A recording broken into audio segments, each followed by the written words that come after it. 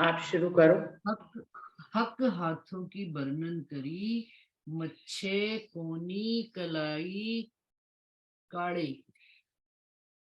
ए सुन जीव क्यों रहत है, ले ख्वाब झूठे भांडे। तो ये ख्वाब का जो झूठा बर्तन है, मिट जाने वाला बर्तन है, उस ये कैसे ख्वाब, ये जीव कैसे रह सकता है धनी के हस्त कमल की शोभा का वर्णन करते हुए। ये मच्छे हैं, कोनी हैं, काड़ो हैं, काड़े हैं, ये कलाइयां हैं, ये सारी धनी की हस्त कमल की कलाइयों का वर्णन करते करते ये हमारा जीव कैसे रह सकता है। पहुंचे लीके हथेलियां, छवि अंगुरियां, नख तेज, देखो अचरज मुख कहते हो न गया रेजा। कि धनी की पहुंची का वर्णन, हथेलियों का वर्णन, हथेली में लीकों का वर्णन, फिर उंगलियों का वर्णन, फिर उंगलियों में मुंदरियों का वर्णन, फिर नख का वर्णन, फिर उसमें से तेज का वर्णन। तो कहते हैं हाय हाय अचरज मुख कहते, धनी आपकी इस शोभा को कहते कहते ये मुख मंडल, मुख जो है ना बंद क्यों नहीं होता, इसमें से बात आनी खत्म क्यों नहीं आ जाती कि जिस मुख से हमने धनी की शोभा का गुणगान कर लिया, धनी की महिमा को गा लिया, तो इसके बाद हमने कुछ और कहना नहीं है, बोलना नहीं है, सुनना नहीं है। परंतु ऐसे कठोर और ऐसे गंदे संसार में आए बैठे हैं सुंदर सर, कि इसमें सब काम करने पड़ते। तो कहते कैसा अचरज होता है, बड़ी बड़ी हैरानी होती है कि धनी कैसे इसी जुबान से हम ये दूसरे बाकी काम भी कर लेते हैं। रंग और हो गया ना रेजा रेज, ये जुबा गल क्यों न गई आपकी शोभा और श्रृंगार को वर्णन करते करते। रंग सलूकी भूषण देख काड़े हाथों के, ये जोत ले जीव ना उड़या, हाय हाय बड़ा चंद। धनी आपकी इतनी शोभा वर्णन करते हुए, काड़ों की कड़ों की हाथों में जो आपने पहने हुए हैं, उनका इतनी बारीकी से एक एक चीज का वर्णन करते हुए, और उस ज्योति को अंदर लेते हुए मेरा जीव उड़ क्यों नहीं गया। संसार की तो अर्श अर्श की एक कंकड़ी उड़ावे 14 तबक। तो ये जो 14 तबक का अपना ब्रह्मांड है, अपना जो ये पिंड हम लेकर खड़े हुए हैं, ये पिंड उड़ क्यों नहीं जाता है। जैसे जैसे धनी का प्रकाश अंदर आ रहा है, वैसे वैसे इसका लय होता चला जाना चाहिए। परंतु ये भी बड़ा अचरज है कि ये लेकर खड़ा हुआ है। कई रंग इजार माशूक की दावन में झाई लेत, छेड़े पटके दावन पर, हाय हाय दिल अजून घा। इजार में माशूक की जो कई रंग दिख रहे हैं, और कहाँ से दिख रहे हैं, दावन में से झाई, उसमें से अलग अलग कलर जो है ना अपनी शोभा लेकर खड़े हैं। और छेड़े पटके दामन पर, और धनी ने जो बांधा हुआ है पटका, और उसके दामन पर यानी जो साइड में उस पर जो नक्काशी हुई है, चित्रकारी हुई हुई है, और उसमें से जो अलग अलग कलर,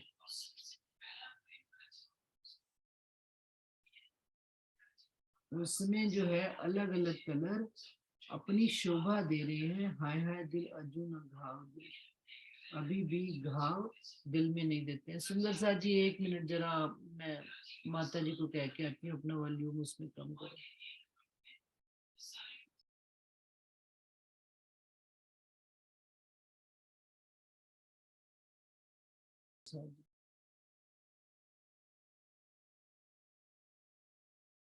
चरण कमल माशूक के, छेड़े पटके दावन पर, हाय हाय दिल अजू न घाव दे। कि दिल जो है हमारा धनी के उस लाड प्यार और इश्क में घायल नहीं हो जाता। चोट लग जाती है, चोट पे घाव बन जाता है। घाव सदा हरा भरा रखना चाहिए। कौन सा घाव सुंदर सा जी, राज्जी का, राज्जी के इश्क के जो बाण चल रहे हैं ना, उससे जो दिल घायल हो रहा है, उसको सदा हरा भरा रखना, ताकि हमारे अंदर धनी की याद बनी रहे। और वो घाव हमको रिस रिस के चोट पहुंचाता है कि हम कैसी माया में आके फंसे पड़े हैं, और उस धनी के विरह में वो घाव रिसता रहे और वो दर्द सदा सदा बना रहे। आगे पता नहीं ये किस्सा सुना, मैंने पढ़ा था, यहाँ सुनाया हुआ है कि नहीं सुनाया हुआ, कि एक ऋषि ने अपने, उनको शायद कर्ण का ही किस्सा था, हाँ, कर्ण को उन्होंने कहा कि उनके गुरुजन ने कि तुम ना बाहर बैठ जाओ, मैं सोने जा रहा हूँ और मुझे कोई भी चीज डिस्टर्ब ना करे, तो तुम ध्यान रखना। तो कर्ण ने कहा ठीक है। अब वो कर्ण उनकी पहरेदारी में बैठ गए। जब बैठ गए तो क्या हुआ कि उनको नींद आने लगी। जब नींद आने लगी तो कर्ण ने क्या किया, अपना पहले हाथ काट लिया। अब हाथ काटा तो दर्द होने लग पड़ा, उसमें से खून आने लग पड़ा, दर्द होने लग पड़ा। अब उसके बाद धीरे धीरे आधा घंटा 1 घंटे में क्या हुआ, जैसे सहने की आदत पड़ जाती है हमको, तो वो फिर अपना नींद उसको आने लगी कर्ण को। तो कर्ण ने क्या किया, उस घाव में दोबारा से चाकू मारा, दोबारा से चाकू मारा तो फिर उसमें और दर्द होने लग पड़ा। अब उस दर्द के कारण रात भर कर्ण सो नहीं पाया, और सुबह जब उसके गुरु उठे और उन्होंने देखा कि कर्ण बिल्कुल अलर्ट होकर बैठा हुआ है, तो उन्होंने जब देखा तो उसके हाथ में घाव, और घाव भी बड़ा, बहुत बड़ा घाव, और उसमें मतलब खून भी बह रहा है और दर्द भी हो रही है कर्ण को। तो उन्होंने कहा कि पहले तो तुम ये बताओ कि तुम संतान किसकी हो? ब्राह्मण की संतान इतना दर्द सह ही नहीं सकती। पक्की बात है कि तुम कोई शूरवीर के हो, क्योंकि छुपकर कोई चोरी से मतलब उनके पास आए थे। वो मुझे पूरा आगे पीछे का प्रसंग याद नहीं है। तो कहने का, एक प्रसंग सिर्फ सुनाने का इतना सा मतलब है कि हमारे घाव रज्जी के प्रति कभी भी भरने नहीं चाहिए। उनके अंदर नून नमक मिर्च डालकर जागृत रखना चाहिए, ताकि हमारी आत्मा, अब कैसे हम रज्जी के घाव के प्रति, कैसे माया से जो चोटें आती है ना, वो रज्जी के प्रति अलर्ट रखती है।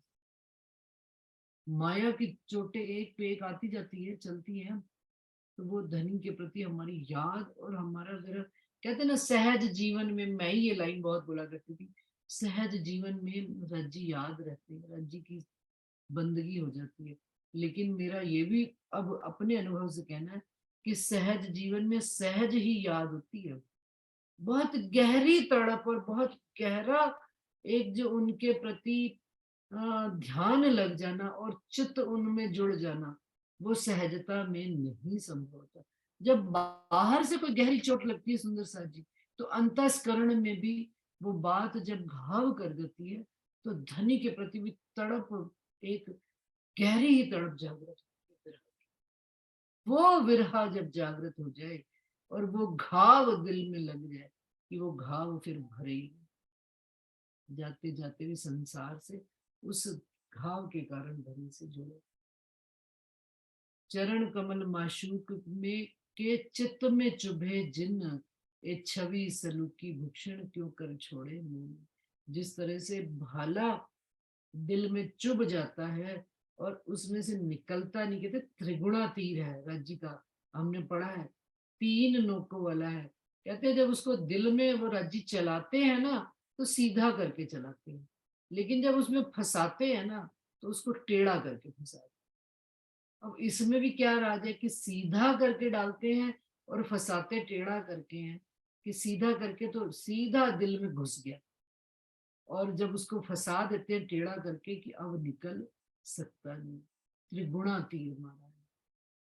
तो धनी के इश्क और लाड में और विरह का निस्बत का, और विरह का जो ये तीर धनी का निस्बत वाहिदत, और विरह का तीर जो त्रिगुणा लगा हुआ सुंदर सा जी, बस ये इसको हमें निकालना नहीं है, और इसको यूं घुमा घुमा के उसको जागृत रखें, ताकि हम संसार में वापस मुड़ के जा ना सके और धनी की तरफ लगे। और चित्त में चुभे जिन, और जिनके दिल में धनी के चरण कमल चुभ गए हैं, एक बार चुभे तो फिर वो फिर मुड़ कर जा नहीं सकते। ये छवि सलूकी भूषण क्यों कर छोड़े मोह। उसकी छवि चरण कमल की और उनकी बनावट और उन्होंने जो भूषण पहने हुए वो फिर कभी भी मोमिनों से छूटते नहीं। एक चरण आवे जिन दिल में सो दिल अर्श मुतलक। कई मुतलक बातें अर्श की दिल सब विध हुआ बेशक। एक चरण आवे जिन दिल में, जिस दिल में धनी के चरण कमल अपना घर बना लेते हैं, जिस दिल को चरण कमल अपना घर बना लेते हैं, सो दिल अर्श मुतलक। वो निश्चित रूप से अर्श बन ही जाएगा, क्योंकि उन चरणों की ऐसी महिमा है कि भाई आज हमने कहते हैं ना कि हमने कोई ऐसा टीचर पकड़ा तो उसके असर में हमको शिक्षा आ ही जाएगी, आज नहीं तो कल आ ही जाएगी। तो वो चरण हमारे दिल में आकर जब बैठ गए हैं तो वो अपने आप ऑटोमेटिकली उनका प्रताप फैलेगा ही फैलेगा, हमारे अंदर आएगा ही आएगा। कितना भी हम बाहर से संसार में लगे रहे, वो अंदर खुतर खुतर खुतर खुतर करते ही रहेंगे। अंदर उनकी धुकधुकी धुकधुकी लगी रहेगी कि भाई धनी हमको कुछ बात कहते हैं परंतु मैं सुनती नहीं, समझती नहीं। धीरे धीरे सब उनके चरण कमलों का प्रताप दिखना प्रारंभ हो जाता है। सो दिल अर्श मुतलक। कई मुतलक बातें अर्श की, और अर्श की अनेक बातों में मुतलकियों का क्या मतलब, निर्धार हो जाना, निश्चित हो जाना, मन में एक बेशकी आ जाना। दिल सब विध हुआ बेशक, दिल सब भांति से, कहीं पर भी कोई संशय नहीं रह जाता। उस अर्श घर परम धाम की सब बातें विस्तार से खुलनी प्रारंभ हो जाती है। किनकी वजह से, ये चरण आवे जिन दिल, जिस दिल में धनी के चरण कमल आ जाते हैं, सब बातें विस्तार से खुलती चली जाती। फिर बाहर से सुनना पूछना नहीं पड़ता, बाहर वाला आपको बताता भी नहीं, कहता भी नहीं। अंतःस्करण में जब हम अपने उतरने लग पड़े, अपने गहराई में जाने लग पड़े, तो उन चरण कमलों से सब बातें अपने आप हमको जाहिर हो। आप शांति से दिल देकर बैठिए, उसमें नजर देकर बैठिए। देखिए अगर मैच हम देख रहे होते हैं सुंदर साथ जी, मैं देखती हूँ, अगर तो आपने उसमें अपनी बुद्धि लगाई, मैच खेलने वाली दो टीमें खेल रही हैं, ठीक है, हम देख रहे हैं, अगर तो उसमें मान लीजिए कोई आउट हो गया और किसी ने छक्का मार दिया, यदि तो हम उसको एज ए स्पोर्ट्स देख रहे हैं, गेम की तरह देख रहे हैं, तब तो हम आनंदित हो पाएंगे। लेकिन जैसे ही हम किसी के साथ द्वैत भाव में आकर एक टीम के साथ जुड़ जाएंगे, अरे क्या हो गया, आउट हो गया, तो पागल है, तुझे पता नहीं, तू अभी खेल सकता था, फलान है ढींग है, देखती हूँ ना घर में सब चलती बातें। तो हमारा उसके साथ जुड़ते ही, द्वैत में आते ही उस खेल के आनंद की कमी हो जाती है। क्यों? क्योंकि हमारा मन चित्त बुद्धि उस एक पक्ष से जुड़ जाता है, तो हम खेल को निष्पक्ष होकर नहीं देख सकते।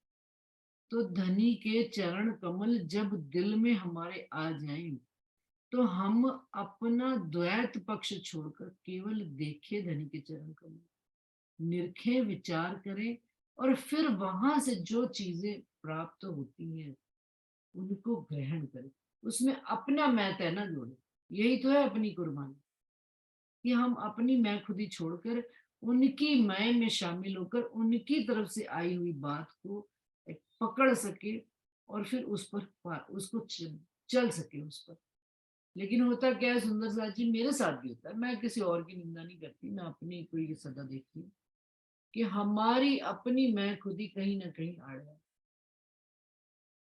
और धनी की बात को हम पकड़ नहीं पाते। आज दिन तक तो अभी तक लगता है कि कहीं ना कहीं आड़ा कुछ ना कुछ रह जाता। और जब, और ये विरह की एक ऐसी अवस्था होती है जब रूह अपनी मैं खुदी भी छोड़ देती,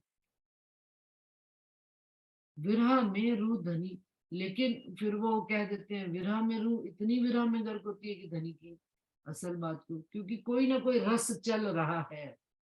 जब रस खत्म हो जाए अंदर से निर्विकार रूप से, तब धनी के रस को पकड़ना भी प्रारंभ कर, चाहे वो विरह रस हो, चाहे वो कोई सा भी रस। तो बहुत अधिक प्रेम भी धनी के उस बात को नहीं पकड़ पाता। तो धनी की बात को पकड़ने के लिए बिल्कुल शांत मन चित्त बुद्धि से बिल्कुल ध्यान मगन होकर जब हम बैठ जाते हैं तो उनकी जो बातें हैं, तब कहते हैं कई मुतलक बातें अर्श की कई ऐसी बातें धनी की मेहर से हमको पता लग जाती है जो कभी किसी ने दूसरे से सुनी नहीं, लेकिन हमको गवाही हमारा दिल दे देता है, क्योंकि दिल सब विद हुआ बेशक, और धनी के चरण कमलों से ही हमारा दिल बेशक होता है। बाकी संसार में कोई और टेक्निक नहीं है दिल को बेशक करना। मन में संशय बने ही रहेंगे, बुद्धि सोचती ही रहेगी, कितना वाणी पढ़ लो, कितना कुछ कर लो, लेकिन धनी की चरण कमल आने का क्या मतलब? धनी की कृपा मेहर की पात्रता, जैसे जैसे धनी की कृपा आती है, मेहर आती है, धनी के चरण कमलों का विस्तार होता जाता है, हमारे अंदर बेशकी बढ़ती चली जाती है। क्यों कहूँ खूबी चरण की और खूबी भूषण, अद्भुत शोभा हक की क्यों न हुए अर्श पर। चकलाई इन चरण की भूषण छवि अनुपम, दिल ताही के आवसी जाको मुतलक मेहर खस। उन्हीं दिल में धनी के चरण आएंगे जिन पर धनी की मेहर होगी। या आप इस बात को यूं भी पढ़ सकते हैं, जिस दिल में चरण आ रहे हैं वहीं पर मेहर का विस्तार हो रहा है, या मेहर आ रही है तो इट मीन धनी के चरण कमल। वैसे वर्षा है, अरस बरस की स्थिति है, चरण कमल आ रहे हैं तो मेहर हो रही है, और मेहर हो रही है तो चरण कमलों का विस्तार है। जो हुए अरवा अर्श की सो इन कदम तले बसत, शराब चढ़े दिल आवत, सो रूह निस दिन रहे अलमस्त। अब कहते हैं जो परम धाम की अर्श रूहें होंगी वो धनी के चरण कमलों में ही बसती हैं। उन्हीं के चरण कमलों, जब पता लग गया धनी की मेहर आ रही है, धनी के चरण कमल दिल में आ रहे हैं, तो रूहों का वासा भी उन चरण कमलों में हो जाता है। और जब वासा हो जाता है तो धनी की चरण कमलों से जो रस बह बहकर रूहों को आ रहा है, तो रूहें उस रस में अलमस्त रहती हैं अष्टपहर 24 घंटे। शराब चढ़े दिल आवत, और वो उसका शराब का नशा भी तो चढ़ता है, उस मेहर का नशा भी तो आता है। दुनिया वाले कहते हैं अब बड़ी, देखो पता नहीं किस बात का इसको अहंकार, भाई धनी का नशा है चढ़ा हुआ, धनी की शराब में मस्त है, धनी की मस्ती में मस्त है। हमें दुनिया चाहिए, हमें कोई कहे ये ले लो, वो ले लो, फलान ले लो, ढींग ले लो, मंदिर द्वारे संसार के ये काम कर लो, वो काम कर लो, किसी की सुनती है, अपनी ही चाल में मस्त है। क्यों? क्योंकि वो रूहें धनी की उस चरण कमल की मस्ती में मस्त रहती हैं। जो अंदर उतर के गहरे, वो बाहर थोड़े आते हैं फिर। उनको कौन है, क्या बाहर संसार वालों की ताकत है कि वो बाहर खींच के ले आए रूहों को? हाँ, धनी की मेहर, ये भी धनी की मेहर का एक नजारा है कि धनी हमसे बाहर सेवा कराना चाहते हैं तो निकाल के बाहर ले आएंगे, और धनी हमको अपने अंदर ही छुपा के रखना चाहते हैं तो हम उसी में मस्त है। दोनों अवस्थाएं राज्य की ही दी हुई, तो रोसो रूर निस दिन रहे अलमस्त, निमक न छोड़े चरण को, मोमिन रूह जो कोए, निस दिन रहे खुमार में, आवत है चरण वो। किसकी खुशबू आती है उसको निस दिन? धनी के चरण कमल की खुशबू उसको कहीं और जाने ही नहीं। और निमक न, इस कारण से वो एक पल भी धनी के चरण कमल को छोड़ नहीं पाती, उनको अपने हाथों में लेकर रात दिन मस्तक से लगाती है, नैनों से लगाती है, सिर ऊपर लिए फिरो, चौपाई आती है, सिर ऊपर लिए फिरो, बैठे दिल को अर्श कर। धनी के चरण कमल, सिर, जैसे कहते हैं ना भाई मेरे पास ये चीज है, तो बड़ा अहंकार आ जाता, कहते हैं वैसे धनी कहते हैं कि इस बात का भी अहंकार नहीं करना कि धनी ने तुम्हारे दिल को अर्श किया है, लेकिन फिर भी रूहें उनकी मस्ती में लाड में उनको धनी के चरण कमल को सिर पर लेकर अर्श की गलियों में घुमा कर, संसार की गलियां भी उनको अर्श की गलियां ही लगती है तो वो उस मस्ती में मस्त रहती है। और धनी की चरण कमल की खुशबू से रात दिन उसकी खुमारी चढ़ी रहती है। कहती ना, अर्श खुमारी आपकी चढ़ी रहे दिन रहे, इश्क खुमारी आपकी चढ़ी रहे दिन रहे। तो कैसे इश्क खुमारी चढ़ी रहेगी कि धनी के चरण कमलों में रूहें मस्त रहती हैं। माशूक के चरणों का किया बेवरा वर्णन, जीव उड़या चाहिए कहते लीक, हाय हाय क्यों रहे मोमिन तन। फिर भी ये मोमिनों के तन इस संसार में रह रहे हैं, तो ये बड़ी अचरज की बात है। हाथ पांव मुख हैड़ा वस्त्र भूषण हक सूरत, ए ले ले अर्श बारीकियां, हाय हाय रूह क्यों ना जागत। क्या रूह जाग ही नहीं रही अभी तक, मस्ती में मस्त हो गई है परंतु जाग नहीं रही।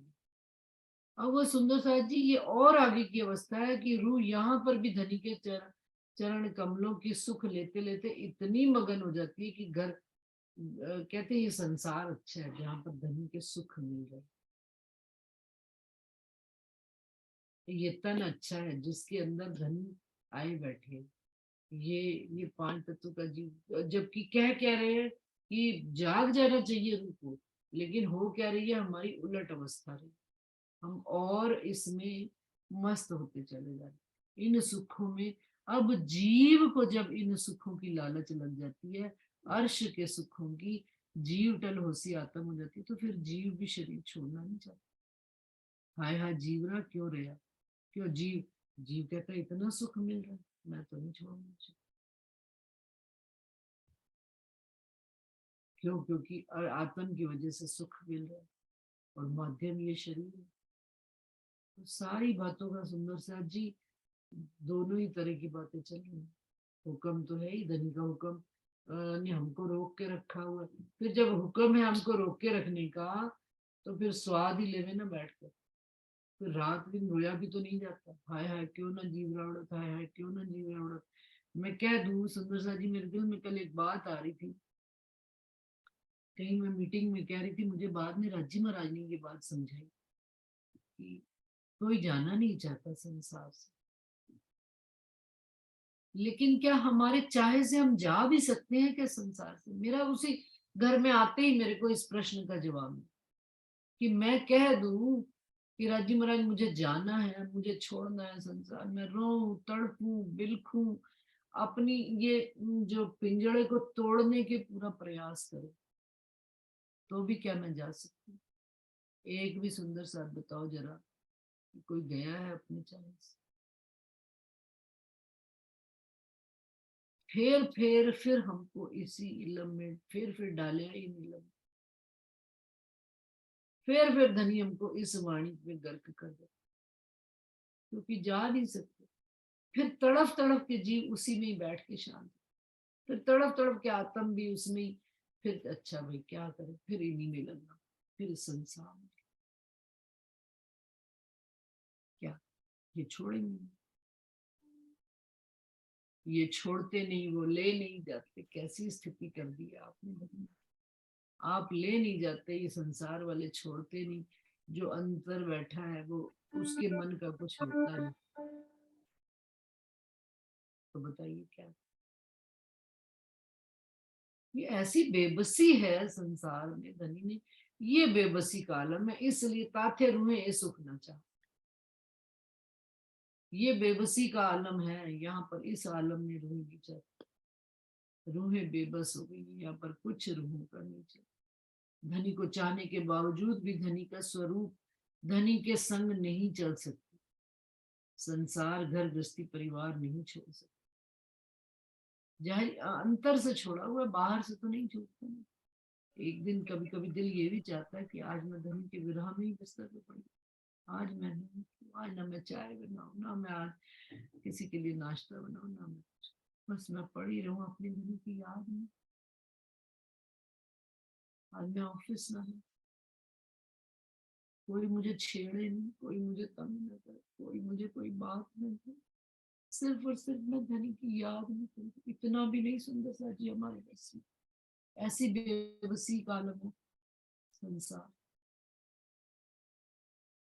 तो भी शरीर नहीं छूट, तो भी जीव नहीं छूटता, धनी नहीं लेकर जाते। धनी ने यहाँ से कैसे बात बंद कर रखी कान। वैसे तो धनी कहते हैं हुक्म पीठ देकर कुबड़ी करके खड़ा है कि कानों को, कि धनी की आवाज आए और मैं ले चलो खेल खत्म।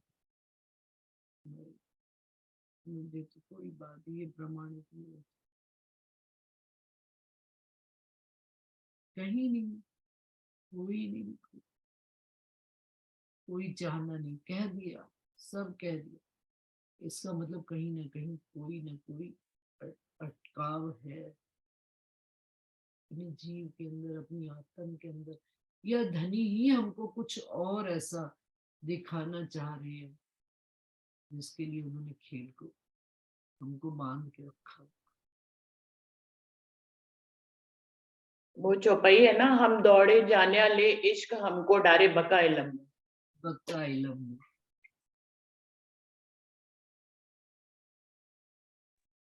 हम दौड़े जानिया इश्क, हम दौड़े तो बड़ा तेजी से कि हम सोच रहे कि धनी का इश्क मिलेगा, पर डारिया बक्का इलम में, हमको किस में डाल दिया राजी महाराज ने, इस इलम में डाल के हमको बस लगा दिया। लगे रहो, लगे रहो,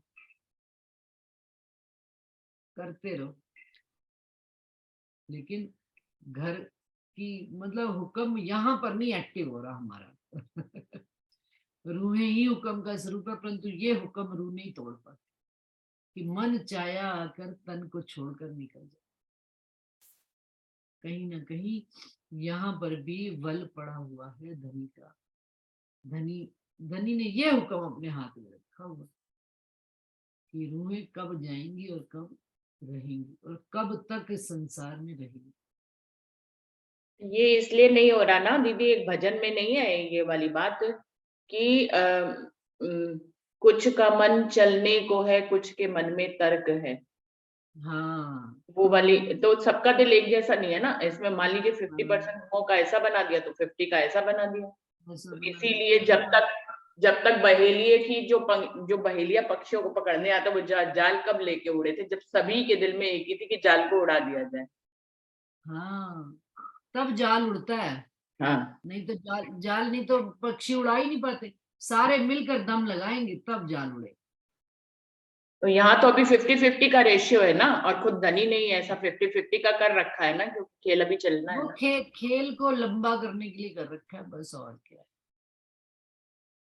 हमारी तो निशा भाई, हमारा तो खेल राजी महाराज खत्म करो, अब हमें तो ले चलो घर।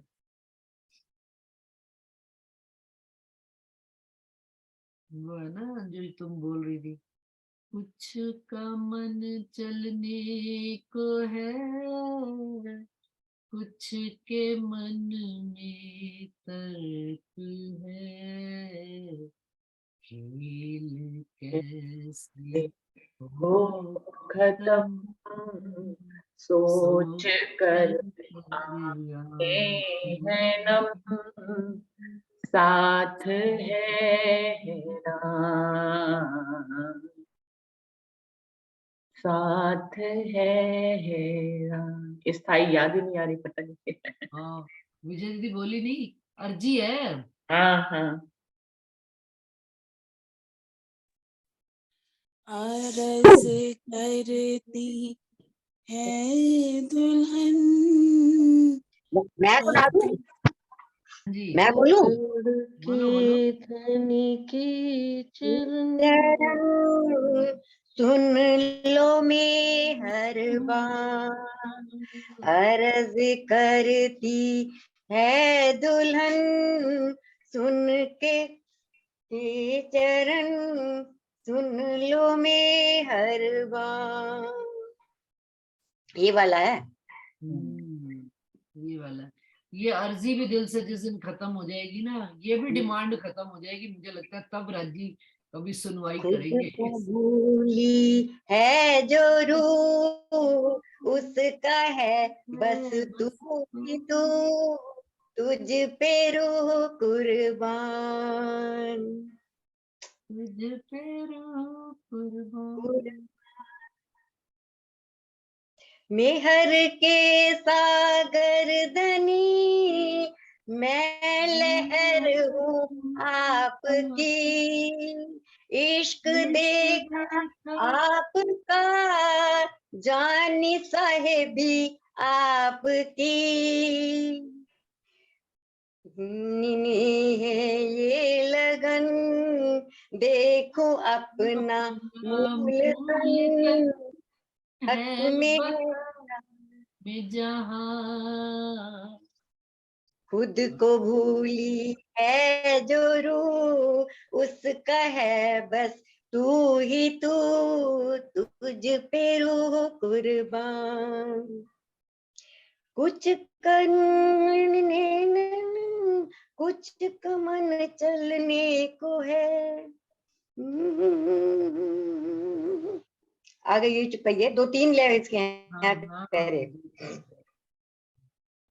क्षमा पूरा कर दे। क्षमा गा रही थी ना अभी, विजय दीदी क्षमा गा रहे थे। हाँ जी, गा दे, पूरा गा दे।